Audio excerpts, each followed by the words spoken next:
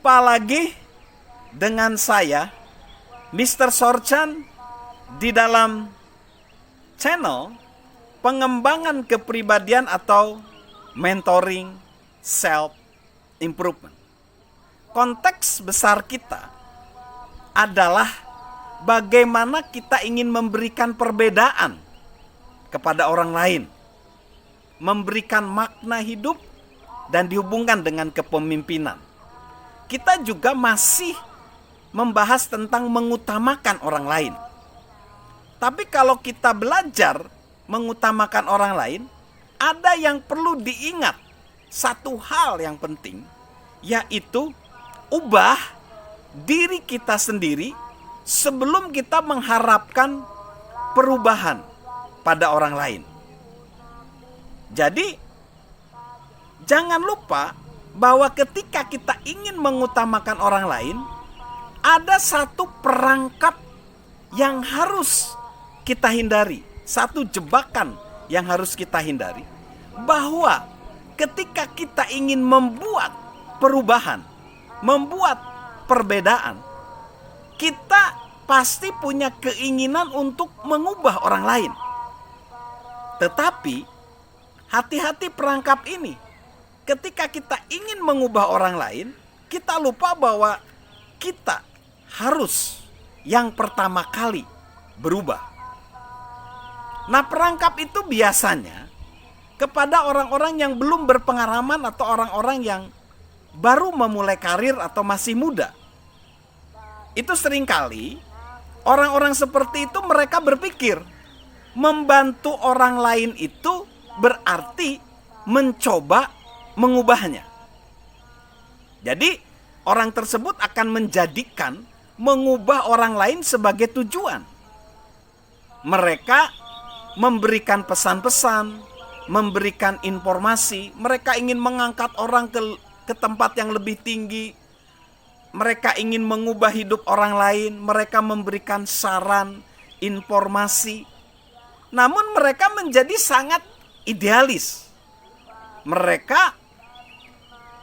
Mereka seringkali tidak sadar, belum mengerti bahwa orang-orang tidak akan berubah karena kita ingin mereka berubah. Orang-orang akan berubah karena orang-orang tersebut menginginkannya, dan kalau orang-orang tersebut siap.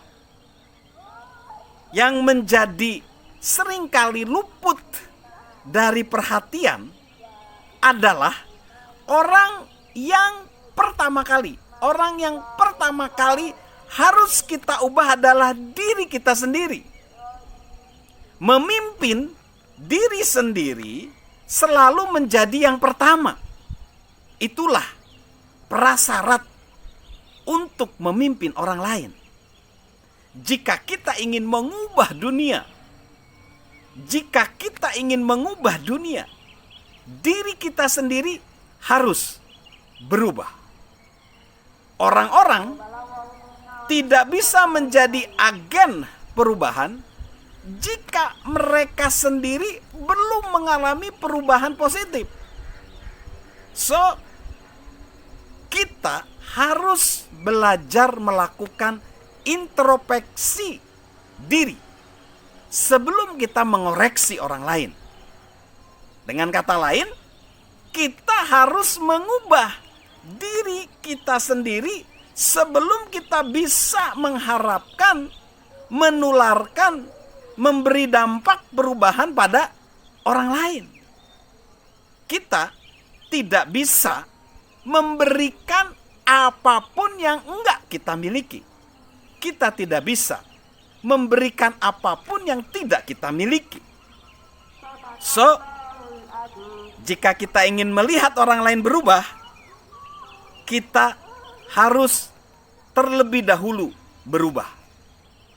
Kita sendiri harus mengupayakan perubahan itu bagi diri kita sendiri.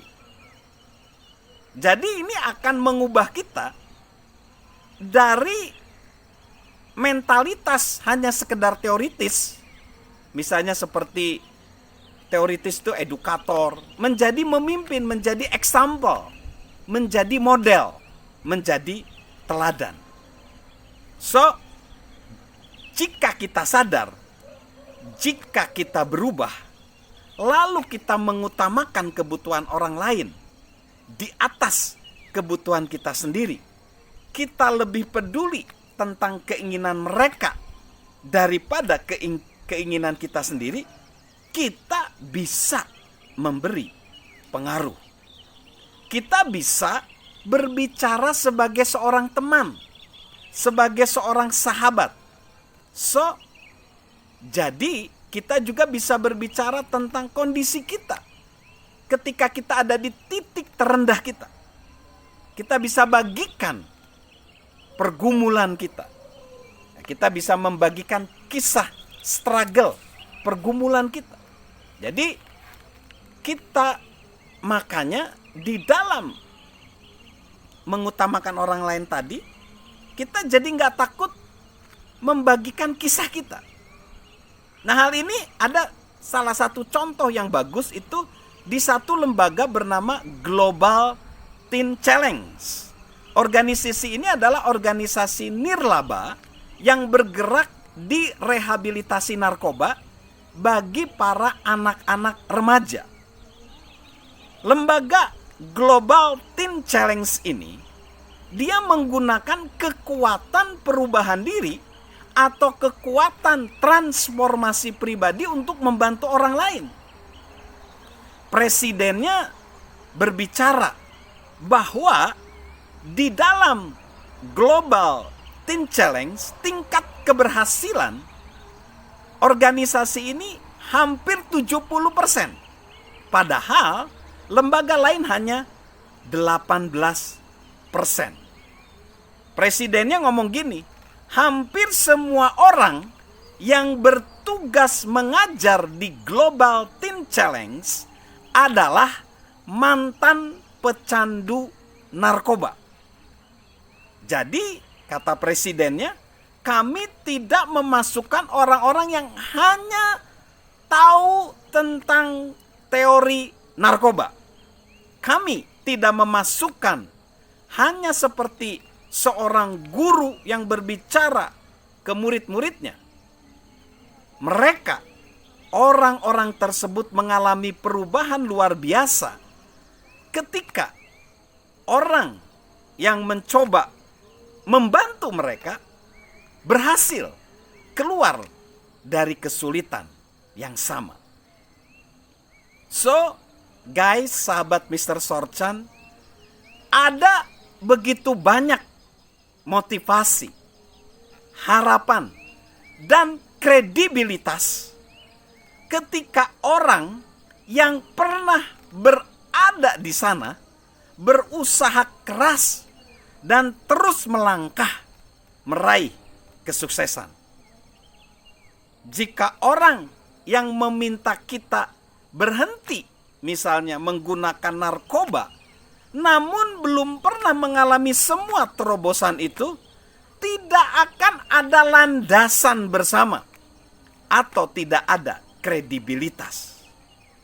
Jika mereka pernah menggunakan narkoba dan telah meninggalkan kebiasaan itu, mereka seperti berdiri di tanah yang tinggi dan berkata, ayo, naik ke tempat kita sekarang berdiri. Kita pun bisa memimpin dengan lebih baik jika kita sudah menjalani apa yang dialami para pengikut kita. Tetapi yang harus diubah bukan hanya pengalaman atau keputusan. Yang benar-benar perlu diubah terlebih dahulu adalah hati kita. Yang benar-benar perlu dirubah terlebih dahulu adalah hati kita. Yang harus ditransformasi adalah sikap kita. Yang harus dimurnikan adalah motivasi kita. Yang harus dimurnikan motivasi kita. Jangan biarkan hidup kita hanya berpusat pada diri kita sendiri. Itu enggak akan pernah membuat perbedaan. Itu bukan cara memimpin terhadap sesama, terhadap orang lain. Jika kita ingin meraih kebermaknaan dan menjadi pemimpin yang efektif, kita harus mengutamakan orang lain. So, ubah diri kita sendiri sebelum kita mengharapkan perubahan dari orang lain. Salam mengubah diri kita sendiri terlebih dahulu sebelum mengharapkan perubahan dari orang lain. Dan tentunya salam sehat dari saya, Mr. Sorchan.